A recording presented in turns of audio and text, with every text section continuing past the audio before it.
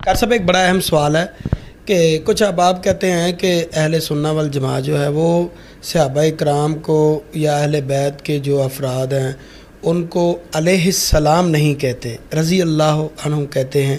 اس کی ذرا احادیث کی روشنی میں وضاحت فرما۔ بسم اللہ الرحمن الرحیم۔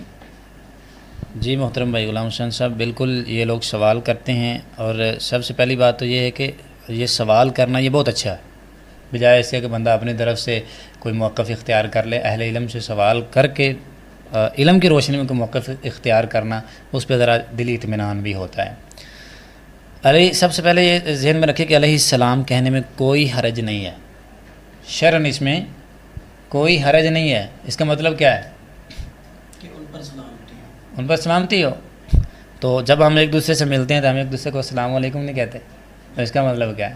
آپ پر سلامتی ہو۔ اچھا، میں آپ کو کہہ سکتا ہوں السلام علیکم، آپ مجھے کہہ سکتے ہیں، تو ہم ان پہ سلام کیوں نہیں بھیج سکتے؟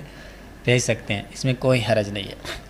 اب رہا مسئلہ کہ کہا کیوں نہیں جاتا، اس کی وجہ ہے، اور وہ شرعی وجہ ہے۔ وہ شرعی وجہ یہ ہے کہ ہم پہلے بات کر رہے تھے کہ درجہ بندی کی، اللہ تعالیٰ نے نا یہ درجہ بندیاں کی ہوئی ہیں۔ اب اللہ تعالیٰ کے نام کے ساتھ ہم تعالیٰ کا لفظ بولتے ہیں، جس کا مطلب کیا ہے؟ بلند و بالا۔ جل شانہ، اس کی شان بڑی بلند ہے۔ تو کیا ہم تعالیٰ کا لفظ یا جل شانہ کا لفظ رسول اللہ کے ساتھ بول سکتے ہیں؟ کیا رسول اللہ کی شان بلند نہیں ہے؟ کیوں نہیں بولتے؟ اللہ اور رسول میں فرق رہے۔ رسول اللہ صلی اللہ علیہ وسلم کے ساتھ ہم علیہ الصلاۃ والسلام کا لفظ بولتے ہیں، صلی اللہ علیہ وسلم کا لفظ بولتے ہیں، کسی اور شخص کے ساتھ کیوں نہیں بولتے؟ اس وجہ سے کہ فرق واضح رہے۔ صحابی کے لیے قرآن نے رضی اللہ عنہ ورضوان کی اصطلاح دی ہے، وہ شروع سے یہ چلی آ رہی ہے، اور خود اللہ تعالیٰ نے اس کو جاری کیا ہے، اور ہم وہ بولتے ہیں۔